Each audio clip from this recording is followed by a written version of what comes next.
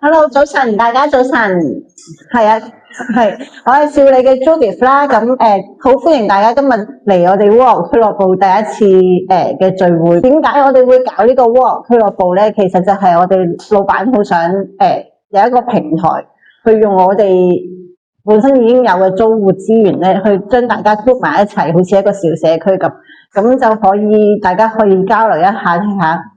擴建即係自己嘅人物啊，可以揾多啲生意啊，同時間都可能互相支持，可能有時傾啱嘴型就可以做埋朋友，好 friend 咁添，係咪先？介紹翻我哋呢個創辦人房東尼先生，我哋老闆 Tony 係啊。咁佢嚟緊要介紹翻點解會建立咗我哋呢個蝸牛俱樂部嘅，咁同埋我哋個會有啲咩嘅活動咁樣咯。好啊，唔該啊 Judith，多謝各位。我哋因為現場錄影嘅，咁亦都會擺上我哋個 YouTube 頻道。咁就我介紹我自己先。咁我姓馮嘅，叫做 Tony。咁點解我成立呢個蝸牛俱樂部？咁其實呢個概念咧，就都好耐之前。我呢檔生意所謂二房東咧，其實已經14年前開始第一場，即係第一個場、第二個場咁啊，如此類推，最高峰20個場咁啊，喺經濟唔好之下跌翻落12個場。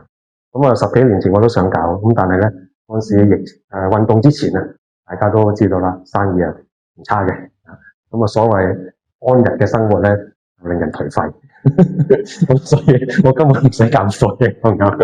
咁點解而家搞咧？咁啊發現咧，我喺運動之後、疫情之後，都係經歷咗好多。頭先我講過啦，20個場跌到12個場，之間好多故仔，咁啊。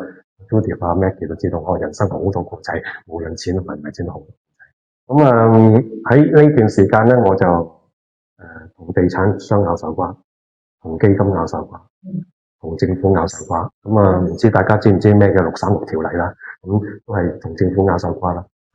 咁就好僥倖，咁有啲打和，有啲一贏。咁跟住咧就最後一次就居然咧我係夠膽同呢個法庭拗手瓜，法律拗手瓜，原來咧冇得拗，所有條例佢定，個 game show 係佢定，輸得非常之慘烈。呢個古仔又係非常之好長篇好精彩。我成日都講嘢講到好嘅，翻嚟先。咁係啦，咁點解我呢排即係呢段時間我先成立呢個俱樂部咧？我舊年咧好動盪，舊年我哋呢啲所謂嘅小商戶咧，萎縮得好犀利，咁我Maggie 又好或者 Judith 又好，完全感受到。咁所以咧，我就想今次真係各方面原因啦，咁就成立呢個社區，希望咧呢個社區大家可以有啲生意做之餘，其實我背後都有一啲理念嘅。咁蝸牛俱樂部點解叫蝸牛咧？咁特別咧？咁蝸牛第一晚啦。咁其實依家呢個社會咧，快咧方向唔啱咧，太急進咧，或者走捷徑咧，反為佢哋個目標越嚟越遠。反為慢向住目標前進，慢慢致富先係我哋依家需要嘅嘢。咁蝸牛第二個意思咧，一聽就知道啦。即刻聯想起冇殼蝸牛，係咪？咁所以咧，其實我呢個蝸牛俱樂部咧有2個分會嘅，一個就係生意分會，一個咧就係物業投資分會。咁我以下再介紹。冇殼蝸牛，我想大家努力之餘，最後咧係可以有一啲物業嘅資本可以如果未上車就可以上到車，如果上咗車可以不停咁樣累積致富，慢慢致富。咁呢個亦都係我其中一個概念。咁蝸牛俱樂部點解唔叫少理商會啊乜乜商會咧？咁俱樂部嘅意思咧輕鬆啲。咁就有啲人話我樣似大機。我都好多時出去啲講座咁我係比較輕鬆嘅手法，因為咧我講下全部瞓着晒，我講到幾精彩嘅。咁唔知可能呢度嘅租客都知道，我嗰度跟住嗰度咧就攞嘅就掛晒嗰啲星星嗰啲相片。咁我有個嗜好咧就係深空攝影，深空攝影即係拍嗰啲吉利時啊、星雲啊超過銀河系嘅，幾百光年啊，幾千萬光年。咁拍呢啲咧都係一啲好專業嘅器材，唔係用個相機拍。我亦咁呢個嗜好咧，亦都帶動佢我咧，每一年暑假咧，我都去太空館咧做演講，介紹呢個視頻，介紹幾乜卡。咁啊啲人啊好靚啊，咁啊會參加啦。咁但係咧，其實即係呢個嗜好咧就好特別嘅，所有嘢都係另類嘅。咁如果你未接觸過嘅咧，好鬼悶嘅，真係唔係講笑，根本你都唔知我覺得。咁但係咧，我有能力喺呢啲咁鬼沉悶嘅講座之中，都可以大家試下，即係好輕鬆。咁所以俱樂部即係隱藏呢個意思，大家輕輕鬆鬆之餘可以賺錢做個朋友。咁其實仲有嘅，其實我哋依家做咗係鄰居嘅，基本上一個集團之下嘅租客，其實呢個已經係一個緣分嘅啦。我哋咧就會有兩個屬會啦，頭先講過啦，一個就係生意屬會，一個咧就係物業投資屬會。生意屬會咧，咁暫時我有兩個節目嘅。第一個節目咧就係 YouTube 頻道，咁陣間咧都會現場咧就即刻訪問我哋租客。咁個目的係咩咧？頭先我講過啦，我哋社區，我想喺逐個租客訪問，個內容咧，首先介紹佢哋自己嘅生意啊。第二咧就係你做呢行生意有冇優惠俾我哋租客先？呢個其中一個最重要嘅目的，即亦都呢個社區最現實或者最明顯嘅目的啦。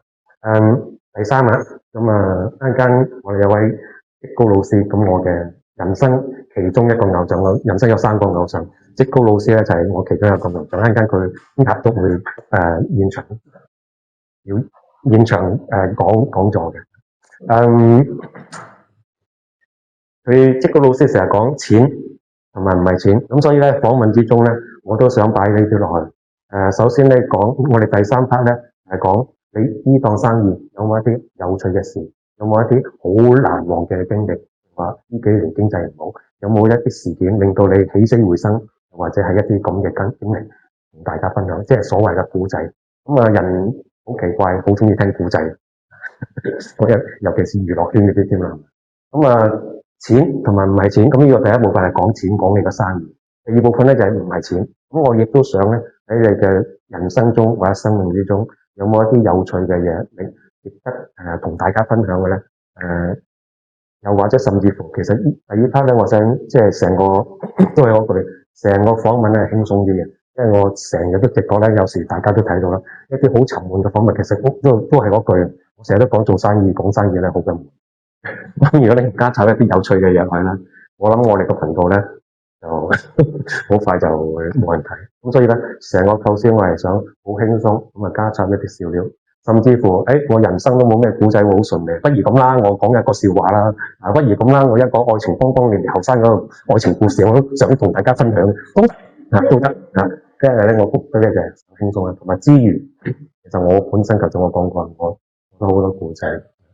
以前有一套戲叫做《來自星星的我》，咁啊，都敏俊主角喺地球生存咗400年，其實我都有少少個感受，雖然我冇佢咁嘅靚仔，我就做咗好多生意，接觸咗好多人，每一檔生意可能講嘅係幾百人，咁啊不停咁樣做咗唔同嘅生意，咁依家我嘅感覺係乜嘢咧？每次我一啲中學聚會啊，或者大學聚會咧，我都好 enjoy，因為我太多嘢嘅衝擊啊，要裝太多嘢，就唔同一個可能畢咗業之後又做老師，又畢業做到退休咁我就唔係好多層面咁啊，基本上我記唔晒 overload，咁所以每次聚會咧，我都好開心啊！聽到原來我嗰陣時咁嘅咩？係你唔講我一世都唔記得㗎咁樣，好大嘅即係好開心聽嘅呢啲聚。